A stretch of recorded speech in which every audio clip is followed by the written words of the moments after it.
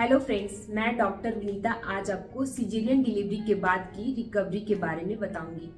अस्पताल से छुट्टी के वक्त या फिर डिलीवरी के बाद फॉलोअप विजिट के लिए जब महिलाएं मुझसे मिलने आती हैं, खासकर वे महिलाएं जिनकी डिलीवरी बड़े ऑपरेशन यानी कि सिजेरियन सेक्शन से हुआ है, उनके पास कई सवाल होते हैं। जैसे कि मैं अपने टाँकों की सफाई कैसे करूँ, क्या मैं सीढ़ियाँ चढ़ सकती हूँ, क्या मैं अपने नॉर्मल रूटीन काम कर सकती हूँ, क्या मैं नहा सकती हूँ, क्या मैं एक्सरसाइज कर सकती हूँ, क्या मैं भारी सामान उठा सकती हूँ। इस तरह के कई सवाल उनके मन में आते हैं। आज इस वीडियो में हम आपको इन सवालों के जवाब के साथ साथ आपको अपना ख्याल कैसे रखना है, अपनी डाइट का ख्याल कैसे रखना है और कब से एक्सरसाइज शुरू करना है, इन चीज़ों के बारे में जानेंगे। अगर आपकी डिलीवरी सिजेरियन सेक्शन से हुई है तो कुछ बातें आपको ऑलरेडी पता होंगी, जैसे कि आपका ऑपरेशन करने का कारण क्या था, आपको बेहोशी की सुई कहाँ लगी, कब से आपको पानी पीना है, कब से आपको नॉर्मल डाइट लेना है। ऑपरेशन से लगभग 1 से 2 घंटे के अंदर महिला को वार्ड में शिफ्ट किया जाता है। वहाँ पर उसे कई तरह की ड्रिप्स चढ़ाई जाती हैं, जिसमें कि पेन किलर्स, एंटीबायोटिक्स और कई तरह की दवाइयाँ होती हैं।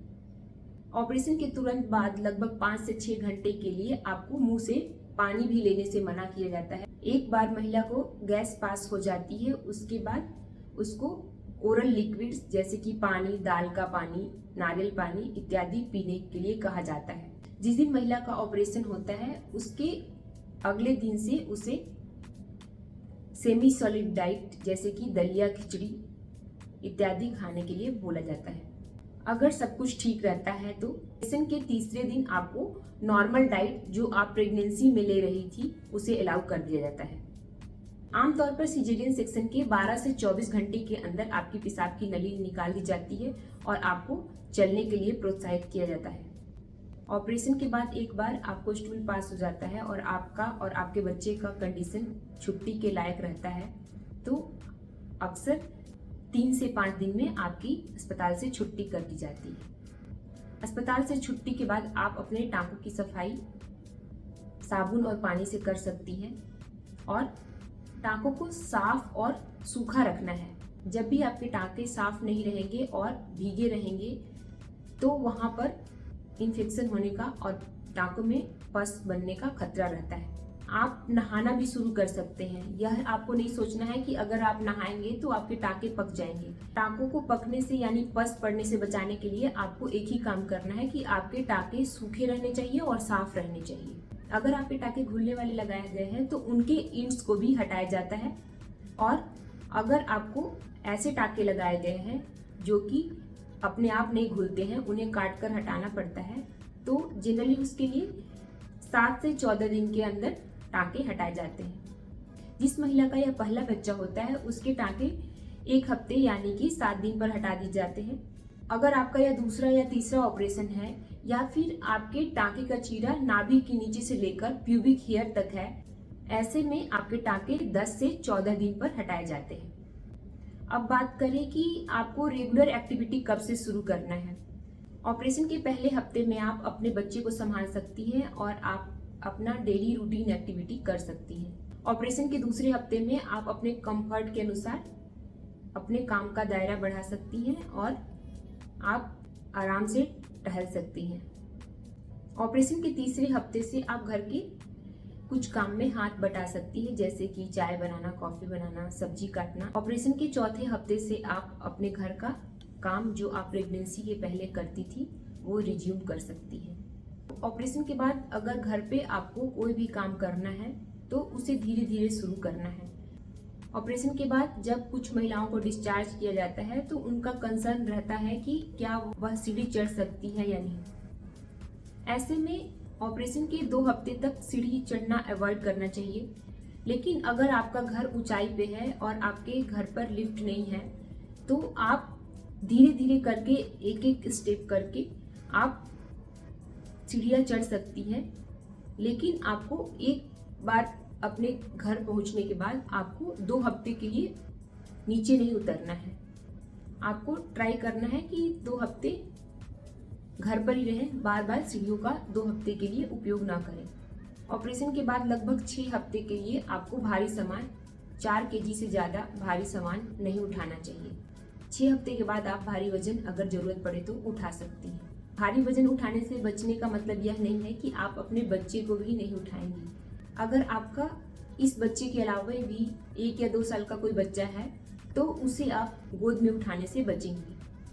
ऑपरेशन के बाद 6 हफ्ते यानी 1.5 महीने के लिए आपको सेक्सुअल इंटरकोर्स नहीं करना चाहिए। चाहे आपकी नॉर्मल नीचे के रास्ते डिलीवरी हुई हो या फिर बड़े ऑपरेशन से डिलीवरी हुई हो, आपको अपना ख्याल रखना बहुत ज़रूरी होता है। इसमें सबसे पहली बात होती है कि आपको प्रॉपर रेस्ट और स्लीप लेना है। जैसे ही आपका बच्चा सोता है तो उसके साथ ही आप सोने का प्रयास कीजिए। अगर आपका बच्चा सो रहा है और आप उस समय रेस्ट नहीं ले रही हैं, तो अगर आपका बच्चा जगता है तो उसके साथ आपको जगना पड़ेगा। और रही बात ब्रेस्ट फीडिंग की, तो ब्रेस्ट फीडिंग जैसे ही आपका ऑपरेशन होता है उसके तुरंत बाद आधे से 1 घंटे के अंदर ही आपको अपने बच्चे को दूध पिलाना शुरू कर देना चाहिए। ऑपरेशन के बाद आपको बच्चे को दूध पिलाने में थोड़ी परेशानी आ सकती है, इसके लिए आप अपने घर वालों की मदद ले सकती हैं। अगर आपके टांकों में दर्द होता है या आपको बैठने में दिक्कत होती है तो आप लेटे हुए ही एक करवट घूमकर बच्चे को उसी साइड रखकर दूध पिला सकती हैं। अगर आप ऑपरेशन के 6 से 7 घंटे के बाद धीरे धीरे करके बैठना शुरू कर देती हैं तो अपने बच्चे को गोद में लेकर भी दूध पिला सकती हैं। हो सकता है कि ऑपरेशन के 1-2 दिन के अंदर आपको अच्छे से दूध ना आए, लेकिन बार बार बच्चे को दूध पिलाने के लिए प्रयास करने से दूध और ज़्यादा बनता है। आपको अपने बच्चे को 6 महीने तक अपना ही दूध पिलाना चाहिए। डाइट में आप प्रेगनेंसी में जो डाइट ले रही थी वही सेम डाइट फॉलो कर सकती हैं। अगर आप अपने बच्चे को दूध पिला रही हैं तो डाइट में 300 से 500 कैलोरी ज़्यादा लेनी होती है, जिसके लिए आप अपने डाइट में 2 गिलास दूध और 2 गिलास दही भी एक्स्ट्रा इंक्लूड कर सकती हैं। इससे आपका सफिशिएंट कैलोरी इनटेक हो जाएगा। डिलीवरी के बाद अगर आप फैट वाली चीज़ें जैसे कि घी या बटर पूरी तरह अवॉइड नहीं कर सकती हैं तो बहुत ही कम मात्रा में लेना चाहिए। एक यह मिथ है कि अगर आप ठंडी चीज़ें खाती हैं तो आपके टाँके पक सकते हैं, लेकिन ऐसा बिल्कुल भी नहीं है। आप दही, फ्रूट जूसेज या फ्रूट्स या फिर भिंडी यानी कि लेडीज फिंगर, ये सब आराम से खा सकते हैं। इससे आपके टाँके पकने का कोई खतरा नहीं रहता है। इसके अलावा आपको पानी लगभग 3 लीटर, जैसा कि मैंने प्रेगनेंसी में भी पहले बताया है कि आपको पानी खूब पीना है, वैसे ही डिलीवरी के बाद भी आपको पानी खूब पीना है। अगर आप कंफर्टेबल हैं तो खुद को पॉजिटिव और एनर्जेटिक रखने के लिए 15 to 30 मिनट्स के लिए वॉकिंग या फिर डीप ब्रीदिंग या मेडिटेशन आपको रोज करना चाहिए। एक्सरसाइज की अगर बात करें तो डिलीवरी के बाद एक्सरसाइज बहुत ज़रूरी हो जाता है, लेकिन आपको कोई भी एक्सरसाइज 6 वीक्स के बाद ही शुरू करनी चाहिए। एक्सरसाइज भी आपको किसी के सुपरविजन में ही करना चाहिए, क्योंकि कुछ महिलाओं में एब्डोमिनल डायस्टेसिस यानी कि जो पेट की मसल्स हैं वो सेपरेट हो जाती हैं और बीच में गैप बन जाता है। तो ऐसे में कुछ एक्सरसाइजेज आपको अवॉइड करनी चाहिए, नहीं तो आपको फ्यूचर में हर्निया का रिस्क बढ़ जाता है। नॉर्मल स्ट्रेचिंग एक्सरसाइजेज जो हैं आप ऑपरेशन के 6 हफ्ते बाद आराम से शुरू कर सकती हैं। आपकी डिलीवरी नॉर्मल हुई हो या फिर ऑपरेशन से हुई हो, एक्सरसाइज बहुत इंपॉर्टेंट रोल प्ले करता है।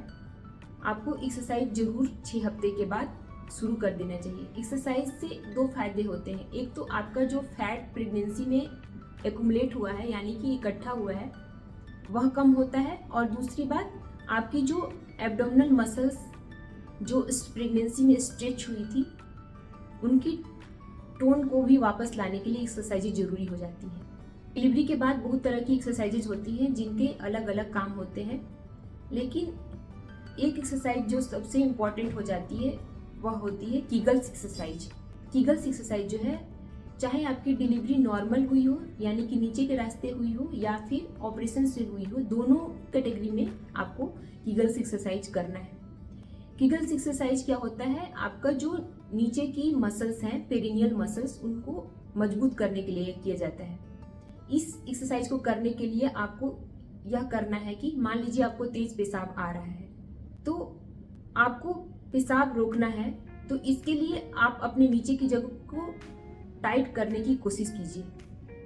आप पेशाब रोकने के लिए जैसे ही अपने नीचे के रास्ते को टाइट करती हैं तो इसे 10 सेकेंड यानी 10 की गिनती तक रोके रखना है और फिर 10 सेकेंड के लिए छोड़ना है।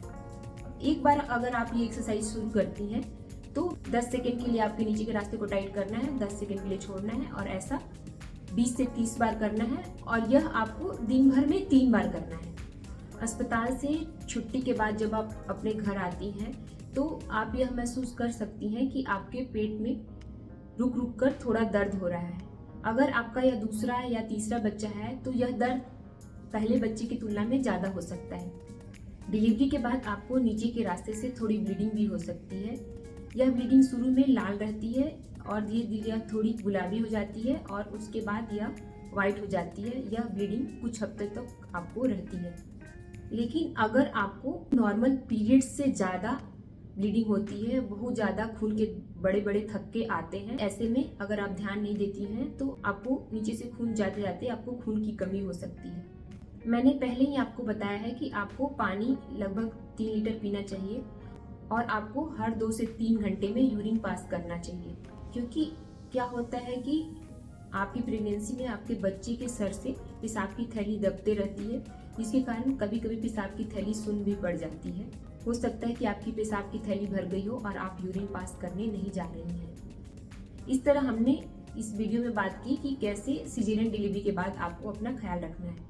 अगर आपको यह वीडियो यूजफुल लगा तो अपने आसपास में जो भी महिलाएं जिनकी डिलीवरी बड़े ऑपरेशन यानी कि सिजेरियन सेक्शन से हुई है उन्हें शेयर करें और वीडियो को लाइक करें, कमेंट करें और चैनल को सब्सक्राइब करें। और अगर आप प्रेगनेंसी या डिलीवरी से रिलेटेड किसी भी टॉपिक पे वीडियो चाहते हैं तो कमेंट सेक्शन में बताएं।